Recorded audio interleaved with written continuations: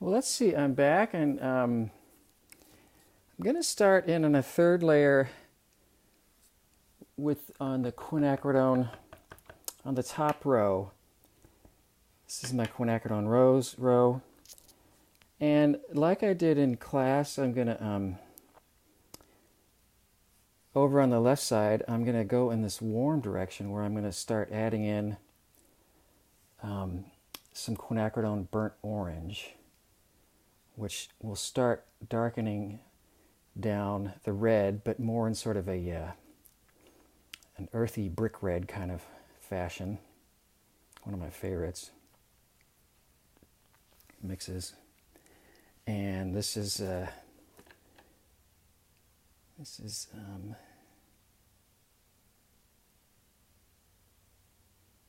getting a little thicker, so I'm going to see about. By the time you start painting on much more concentrated and creamy paint, it can be tricky to find a balance to have it watery enough to spread around the shape that you're trying to spread it around, versus having too much water and then it really not getting as intense as you would like. It's one of the reasons why, yet another reason why I believe in building things up in layers, because I can get, if that is not intense enough, I can do it with a subsequent layer. This way, I'm going to start adding in some peacock blue. So I'm basically going to be going kind of in a cool temperature, a bluer direction. So this is kind of something new. Let's see how it goes.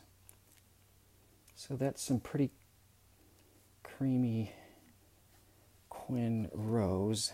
The blue has, like it often does, has gone berserk and taken over. I'm going to try to do this.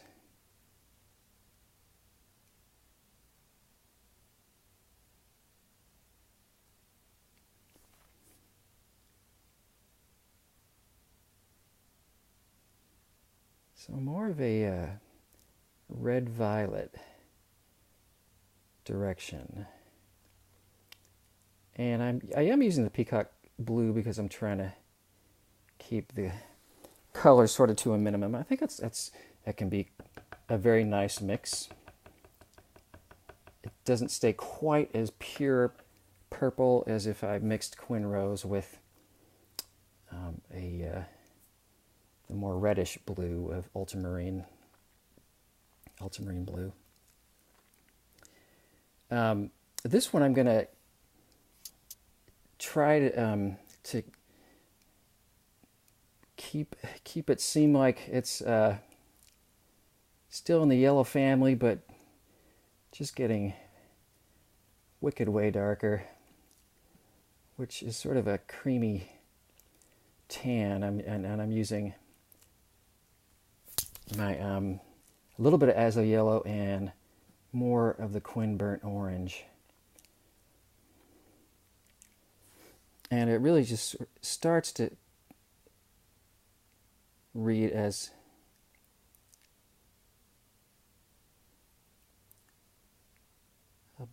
a brown that you would acknowledge that, yeah, it's believable that at one point in its earlier life it could have been yellow. It's a fun challenge.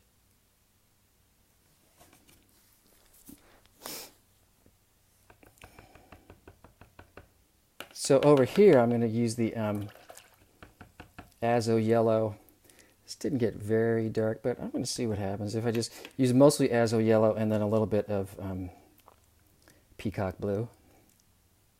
Let's see. Trying to get both an open spot here and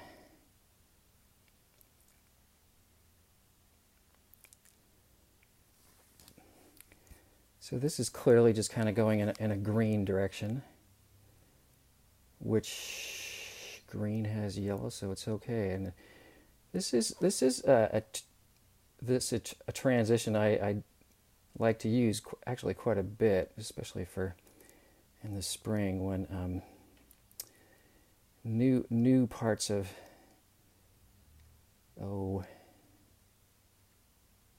spring green kind of plants are really popping out, and often straight yellow, or especially when they're lit in the sun, can be pretty much just straight yellow. And by the time the same plant is moving away and out of the sun and in shadow, it's extremely dark bluish green. So it is definitely a fun one to do that I like doing. For the peacock, I'm just going to, here, I'm just going to add a little bit of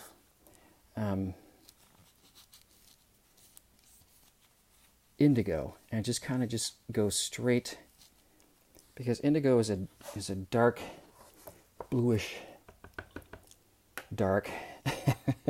I did just say that.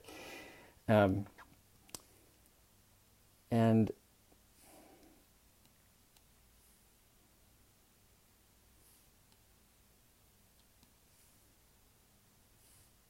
just trying to keep it at kind of a minimum and see what happens if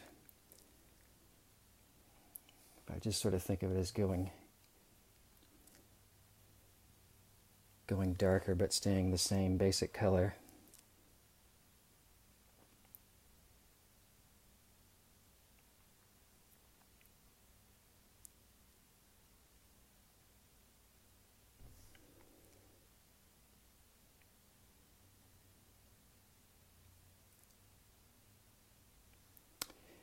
And over here, I'm going to do a similar thing, but with the neutral tint instead.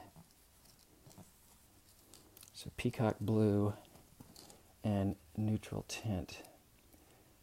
I'm making a decent little mess in my peacock blue. I want to make sure that the color's still pretty representational of what the clean pigment would look like.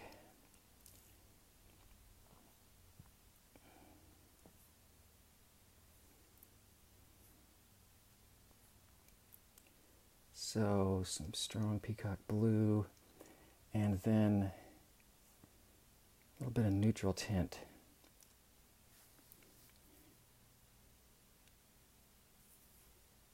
It's a little watery.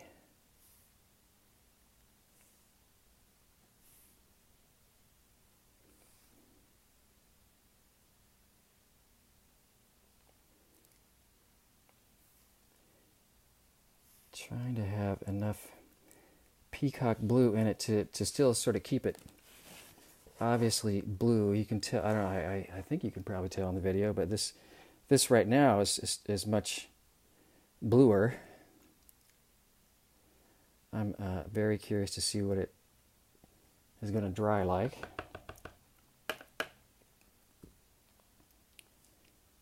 And I'm trying to over here, I'm trying to bring in a little bit more of, mix in a little more peacock blue on the paper. That's getting pretty confusing, I'm sure, between the amount of water and the different colors and mixing on the page versus mixing on the palette.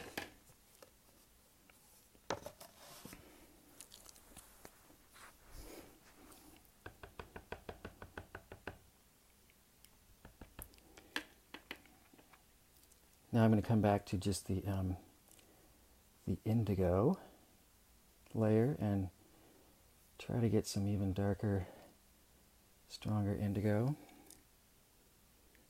I'm getting low on my indigo.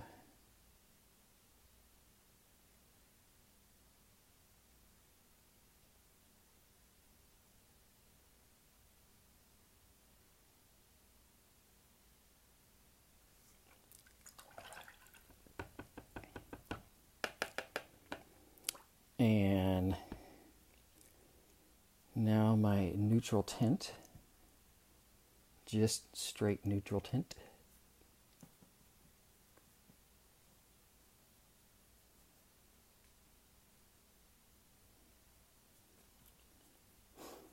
I'm gonna have to change out water here pretty darn soon. I think I'm gonna try to squeeze in one last layer of Quin Burnt Orange, but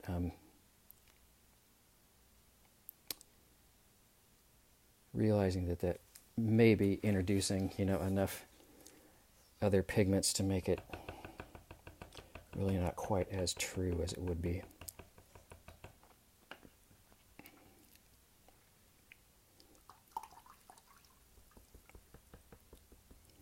But over here I'm going to mix just some Quin Burnt Orange, and then over on this side mix in some indigo to make it darker, even though technically it's a cool dark that I'm kind of mixing with a warmer color. I want it to mostly be just creamy, strong Quin Burnt Orange, but with a little bit of darkness, a little darker.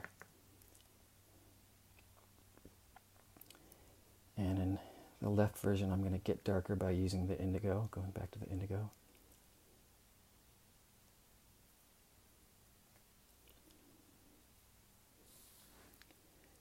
And on the right side, I'm going to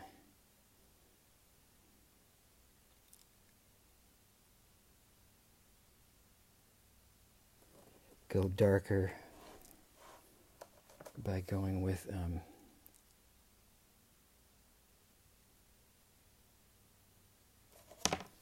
the neutral tint.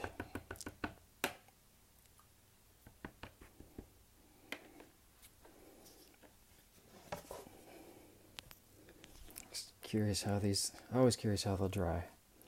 Because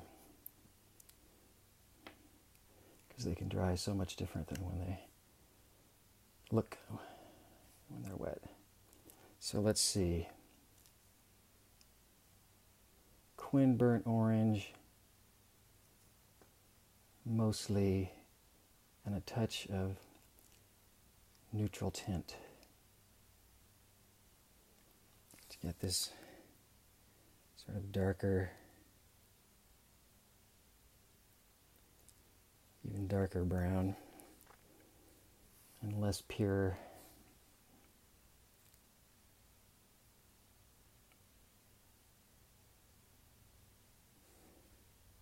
I'm running into that issue I may have discussed, trying to get darker and creamier, but still watery enough so it spreads.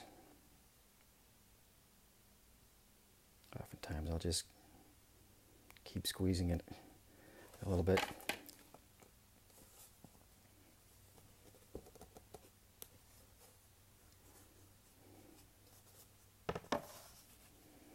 I want to try something, even though it may render this comparison a little scientifically suspect.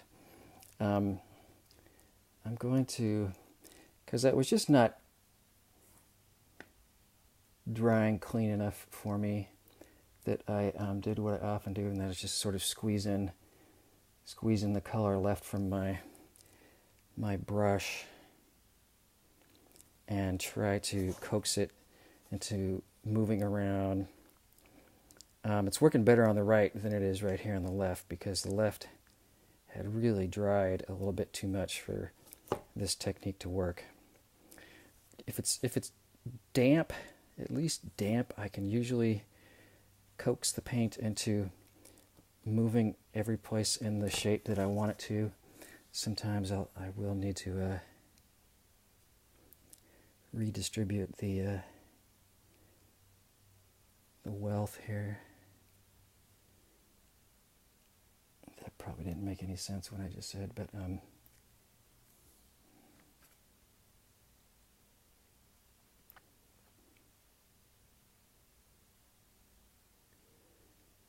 This is sort of a good example of, I should have let it just dry. But, and then come back. Well, I don't know. I'm sort of, I mean, now it's looking okay. Like it will dry okay. Depending on how much I agitated things, it may dry nice and clean,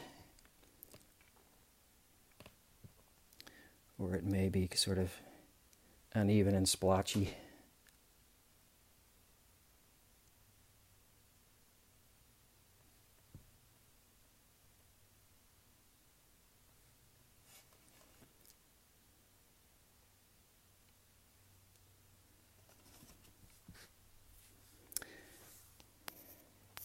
Indigo is staying pretty dark in that layer.